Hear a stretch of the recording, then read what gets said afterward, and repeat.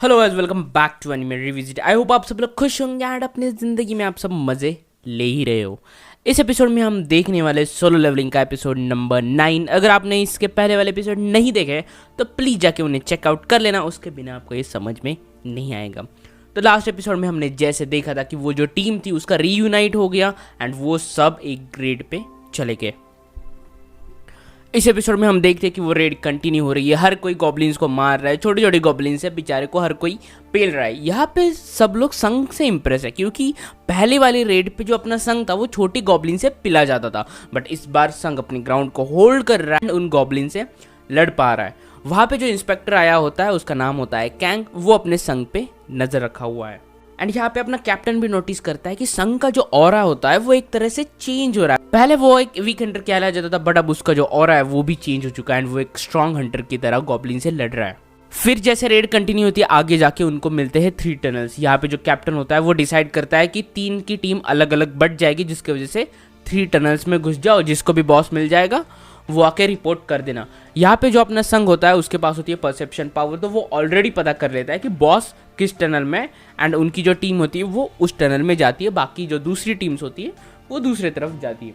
यहाँ पे हमें और एक चीज़ दिखाई जाती है कि जो 2 लोग याद है वो पहले वाले टेम्पल के एपिसोड में भाग गए थे, उनके दिलों में रिग्रेट है कि हमने जो संग को था उसको वहाँ पे अकेला छोड़ दिया था एंड हालांकि हम अपनी फैमिली के लिए वहाँ से भाग गए थे, बट फिर भी हमने मरने के लिए संग को अकेला छोड़ दिया था एंड हम वहाँ से भाग गए थे।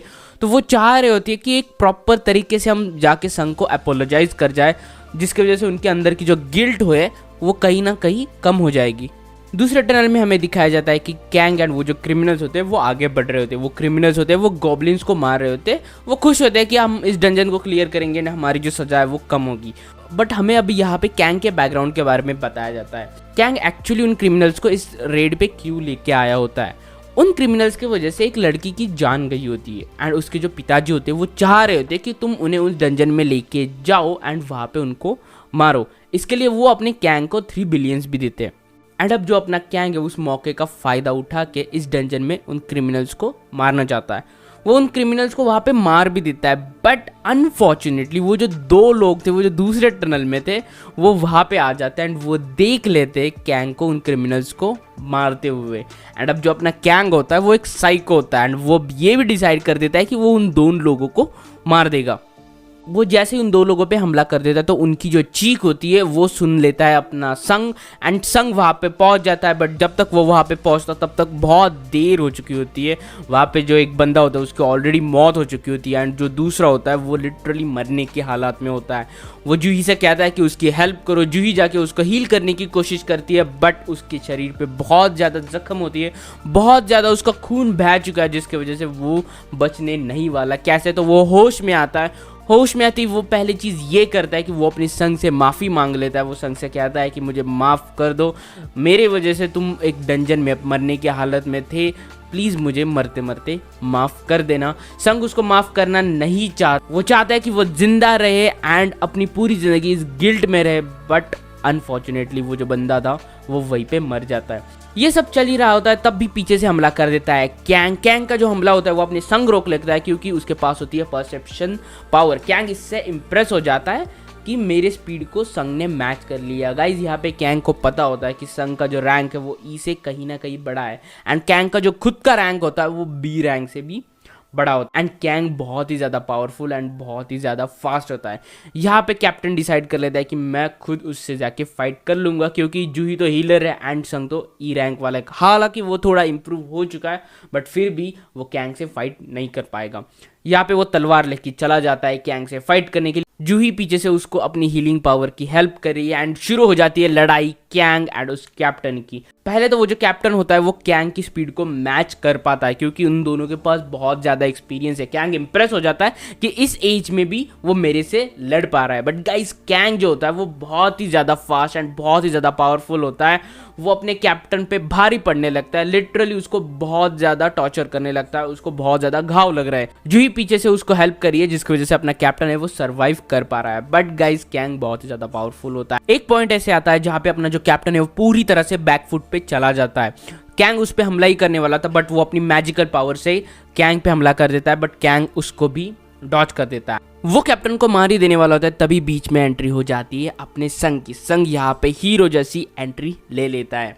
यहाँ पे कैंग को लग रहा होता है कि जो संग है उसकी रीअवेकनिंग हो चुकी है, क्योंकि भाई हर इंसिडेंट पे अपना जो संग है वो जिंदा वापस आता है। वो उसे पूछता भी है कि भाई क्या तुम्हारी रीअवेकनिंग हुई है। संग इससे मना कर देता है। संग जो है वो कैंग से पूछता भी है भाई तुम क्या पागल वागल हो गए हो कि इंसानों को क्यों मार रहे हो। एंड कैंग यहाँ पे रिवील कर देता है कि मेरी जो पावर है वो बी रैंक से कहीं ज़्यादा है। मैं किसी भी गिल्ड में जा सकता था, बट मैं साइको हूँ एंड मुझे इंसानों को मारना पसंद है। एंड अब यहाँ पे लड़ाई होने वाली है अपने संग की एंड कैंग। दोनों पावर्स में इक्वल है, बट जो कैंग है उसके पास बैटल एक्सपीरियंस ज़्यादा है। एंड लड़ाई शुरू हो जाती है। पहले तो संग एंड कैंग एक दोनों की स्पीड को मैच कर पा रहे हैं। कैंग इससे इंप्रेस हो चुका है। दोनों के डैगर एक दूसरे से टकरा रहे हैं, बट यहाँ पे जो कैंग है उसके पास जो बैटल एक्सपीरियंस है वो थोड़ा सा ज़्यादा है। एंड यहाँ पे जो अपना कैप्टन एंड जूही है वो दोनों सरप्राइज हो जाते हैं कि भाई जो संग था वो ई लेवल का हंटर था, वो कैंग से लड़ पा रहा है। दोनों में एक भीषण युद्ध चल रहा है। कभी इसका डैगर उससे टकरा रहा है, कभी इसका डैगर उससे टकरा रहा है। कैंग के पास बहुत ज़्यादा एबिलिटीज है, तो कैंग अपनी पावर अप कर देता है एंड संग पे हमला शुरू कर देता है। बट भाई संग भी अपना कोई कच्चा खिलाड़ी नहीं है। संग भी यहाँ पे अपनी जो पावर अप है वो कर लेता है। एंड अब जो सिस्टम है उसमें भी नोटिफिकेशन आता है कि तुम्हें कैंग को मार देना पड़ेगा। अपने संग को क्वेस्ट रहता है एंड अब संग मजबूर है, उसको कैंग को मारना ही पड़ेगा। फिर जो अपना संग है उसका स्पीड बढ़ जाता है एंड वो हमला कर देता है कैंग पे। कैंग इंप्रेस हो जाता है कि एक काइंड ऑफ पावरफुल बंदा उससे लड़ रहा है। फिर से एक बार दोनों में लड़ाई शुरू हो जाती है, बट अपना जो कैंग है उसके पास और ज्यादा पत्ते हैं। उसके पास और एक पावर होती है स्टेल्थ मोड की, एंड स्टेल्थ मोड से वो अपने संग पे हमला करना शुरू कर देता है। संग कैंग को देख ही नहीं पा रहा होता है, क्योंकि स्टेल्थ मोड में आदमी गायब हो जाता है। यहाँ पे संग सिर्फ अपने आप को डिफेंड कर रहा होता है। उसको पता नहीं कहां से हमले आ रहे हैं, फिर भी संग कैसे तो अपने आप को डिफेंड कर पा रहा है। जैसे बैटल आगे आगे बढ़ता है अपना संग इंजर्ड होना यहाँ पे शुरू करता है, क्योंकि अपने कैंग के पास होता है स्टेल्थ मोड। बट अब अपना संग फाइनली फेड अप हो चुका है एंड वो अपने आप को हील कर देता है। कैंग को पता नहीं चलता कि संग अपने आप को हील कैसे कर पा रहा है, बट यहाँ पे जो संग है उसकी पावर अप होना शुरू होती है। एंड गाइस जैसे जैसे संग की जो लेवल अप हो रही है उसके जो इमोशंस है वो सारे चले जा रहे हैं। एंड फाइनली उसके जो इमोशंस है वो कंप्लीटली फेड हो जाता है। वो फुल पावर अप होता है एंड कैंग पे हमला कर जाता है। कैंग फिर से एक स्टेल्थ मोड में चला जाता है, बट अपना जो संग है वो अभी कैंग को छोड़ने नहीं वाला। अपने संग के पास होती है मर्डरस इंटेंट की ताकत, जिसके वजह से वो कैंग को ढूंढ लेता है एंड कैंग को अपने डैगर से यहाँ पे फिनिश कर देता है।